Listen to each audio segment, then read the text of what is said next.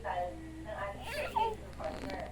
Ngayon, meron ba tayong tinatawag na itatayong company? Wala po. Kasi po, pagdating po sa atin, meron po tayong tinatawag na mga local partners, investors. So, Ba't nagkalat ka na dyan? Ha? hindi pwede magtayo ng Uy. panibagong Uy!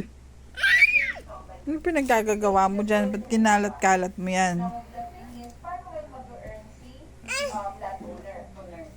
Oo. So, ang ginagawa po natin treatment dyan is the last value based on the zonal value. The last cost, Bye-bye. the last cost of the property based on zonal value. Bye-bye! Plus a certain percentage na considered. Malis ka na dyan. At ang second po ng payment. Ayoy! Katarantaduhan! Nilagay na lahat ng laruan niya. Sige, kunin mo. Kunin mo. Kaya mo? Di mo kaya, no? Baka pumasok sa loob. Dali. Waka mo, waka mo.